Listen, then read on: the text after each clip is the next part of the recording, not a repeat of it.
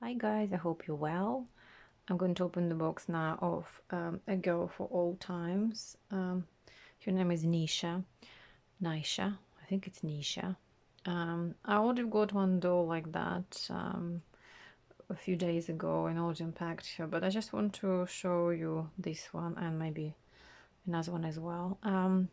These dolls are pretty unique. I don't know how I missed them before. They kind of vinyl strung dolls. They don't position themselves as BJD because obviously they're made of vinyl. However, they're strung inside, so they kind of like BJDs to me. When I saw it, I think I saw it on the eBay. It was selling secondhand, but they knew they bought the two new dolls. And I found that they remind me of Twigling sculpts. And I thought, they look like Twigling, like in childhood. Twigling sculpts in childhood. I will probably insert the picture here somewhere. So this doll comes directly from the official website. So this is a British-made doll, British make. And I think they started in 2012 and they expanded their range to modern dolls to 2016 because originally they were positioned themselves as a historical doll. That's why they called A Girl for All Time. So they started, I think, as a Tudor doll. And their features and the features of the sculpts, they're all different. I mean, they all kind of quite unique. They look like adult, though they also got a book range for these particular dolls because every doll have a story behind it, like from Tudor, then it's Victorian, Edwardian, the 40s, and modern girls. I think it's not 50s. No, I don't remember, but it's amazing. So again, I have no idea how I missed that at all. So they are 16-inch dolls. Like I said, they are not BJDs per se. They position themselves as between collectible and play doll. They actually specifically saying they are nothing to do with American Girl doll or our generation, nothing at all. They're pure British brand, very popular in America actually. Actually, they're very popular everywhere. I think it's under and kind of undermined a little bit. Not many things available for. I mean, the clothes they come with and the clothes which you can buy on the site, the quality is just amazing. People raving about it. I actually made 2 outfits already for these girls, both Tudor kind of style. I'll show you later if you're interested, but I want to show you what they look like. I'm sure you might seen them before and you thought it's a kiddies doll. It's not. I mean, the way it looks, it's not for kiddies at all. You know, they kind of maybe remind me a bit of a Sasha doll. I know Sasha dolls is, I think, Swedish, and they were quite popular then, but I think they're still popular now. Some of them go in about 200-300 pounds easily on eBay. They're quite small, but anyway.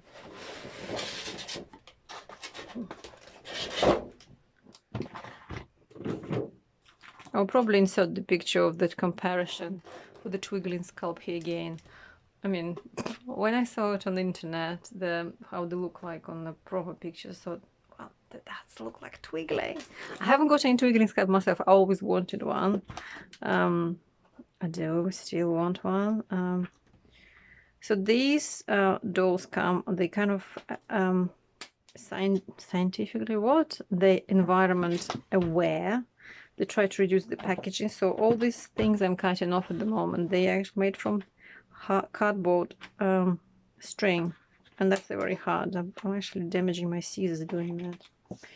So this name, like I said, is Nisha, and I'll show you the other one in a second. And the other one called Bex, and she is a dark skin girl. The Nisha, your modern girl. You know what I like? The way it's kind of all the girls in your modern range, best friends. They each have their own story to tell and exciting discoveries to make.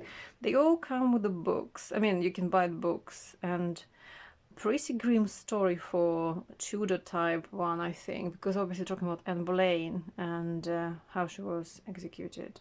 I think the girl which is a Tudor, Matilda, she, I mean, I haven't got her, but she's the first sculpt I think the company had. She actually like somehow related to whether to Anne Boleyn herself or to like I mean, she's a fictional character, but she kind of relates to one of people who were at the time present when Anne Boleyn was executed. So the original founder of these dolls is Francis Coin, something like that. You can read about these dolls on Wikipedia and also on their website, the story about them, and actually pretty impressive. But I'm a bit surprised again. Why did I miss them? I think the wigs can be taken off, but they currently glued on. But I think they can be taken off because I saw people have different like Manique wigs on them. That was a very dangerous thing to do. I just did. Oh, you see, so they're all kind of yeah, plastic, not fantastic, but anyhow. Please release. Here you go. She got a net over her wig. I'm not sure I like that her fringe is... her fringe is supposed to be on the side, I think. Like that, on the side. I'm not sure I like this bald patch. But anyway, so look at this face. Isn't it just so cool? I mean, the doll stare is okay for these dolls. I mean, they are kind of slash collectible slash play dolls. The hair is quite soft, nothing special. I mean, softer than mostly BJD wigs anyway. So they quite they come. The finish on the clothes is actually really good. They come in panties, stockings, and they've got a lovely a girl of all times, London, England. So this is the story behind this girl, and another one I'm bringing it in now. So that's Bex and that's Nisha. So this one actually is amazing. They've got different sculpts. You see, they're completely different. That's what I like. They have head shapes, head sizes, all different. And the articulation is pretty impressive, but they're strong. So the girls, which one are better undressed? I don't know. I need to undress them at some point anyway. I'm just gonna show, probably this one is easier to show about.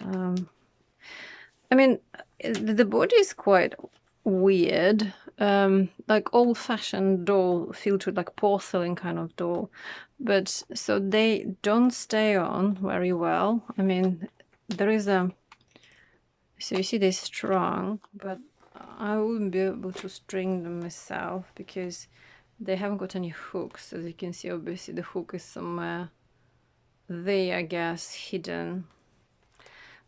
I mean, they're articulated, but as you can see, you have to kind of force it and it wouldn't stay. Single jointed, let's say. It's pretty much the single joint articulation here. They can sit fine, so legs are the same. As you can see, they wouldn't probably stay properly. They can sit fine though. Another perfect thing about them, they stand solidly. So when you stand them, they just stand no problem at all, solid. The vinyl is light. The quality is different too. It's rough vinyl. It's not smooth vinyl like you have on, for instance, on Smart Doll or Dollfies. Vinyl is different. They don't smell of anything like Paul Reina did. They just smell of nothing, actually, at all, nothing. And like I said, they got, so you see the glued here, and I don't think I can take it off. I mean, probably you can somehow, maybe you need to. Her body blushed a little bit to emphasize certain features. I like this one. The belly button is fine. And she got here stamp. It says made in China. Oh, okay, fair enough. I guess, you know, everything made in China. Obviously, the production is in China.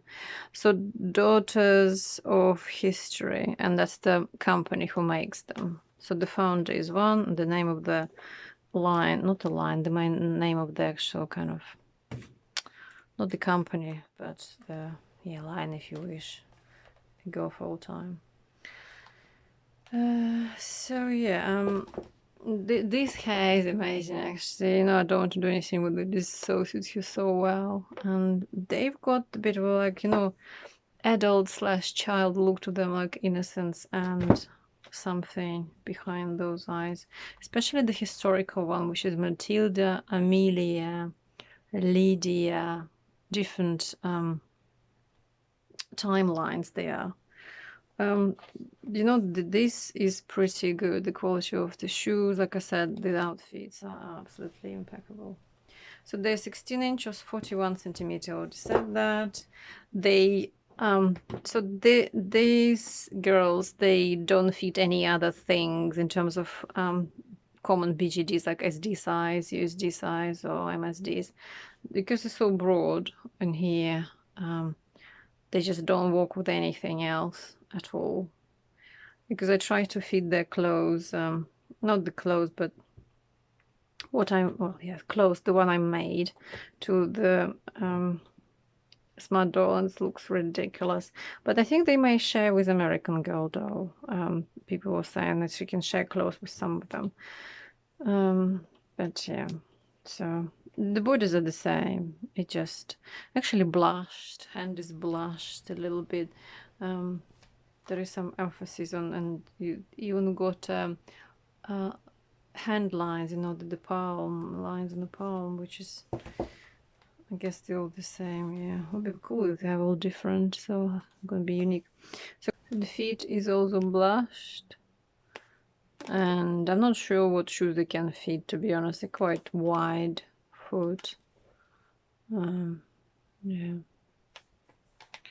the body is a bit strange if you ask me, but I think it can probably use the keeps, you know, the silicone keeps to insert in here and keep the legs, so it actually have some friction here, so she can stay with the bend. But I'm sure I can figure something out. I'm gonna dress them up and show what I made for them.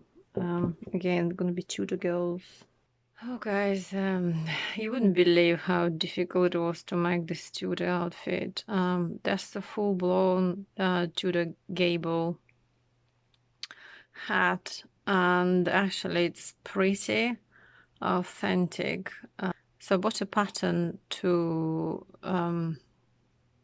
make this outfit, basically this gown, and it was pretty intense. If you're interested, I can just ask if you where I bought it from, the pattern. And this was a bit more easier. The Tudor kind of girl, it was a bit more straightforward. It's got underdress underneath it, and got overdress, and the hat, the bonnet was pretty straightforward. But this one is, to be honest, it's not, I mean, I haven't finished it properly in terms of, I mean, it's finished properly. It's got everything overlocked, and it's underskirt. There is no, so one piece is missing here. So what we're missing is the actual underdress, which will give that a full look for the sleeves, in terms of give, you know, like they've got decorative sleeves in there. So as you can see, obviously in original gable hood, you have your hair up into the bonnet, and then you have this on top. So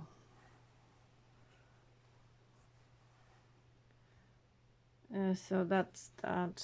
And the gown, the overall gown, the top one was okay to make, not too bad. I ran out of this pretty ribbon, so it's supposed to go here, and there is option to put the what do you call it, the fur on to decorate the fur, because in Tudor time they start using furs a lot, and also they used to use furs like underneath, yes, to show like they kind of posh and can afford the real fur in their clothes.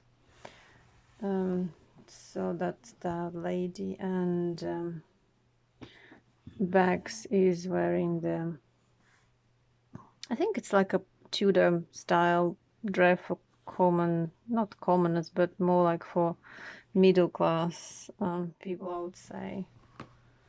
So I think I did this wrong here, because this is overlocked, not supposed to be hidden, so I should have done inside out or whatever, but it still looks all right. So like I said, this was much easier to make rather than this outfit. Right, guys, I hope you enjoyed it, and any questions, please ask. I think if you're kind of vinyl doll collector, they definitely worth your while, and they're pretty fun. Thanks, guys. Bye bye.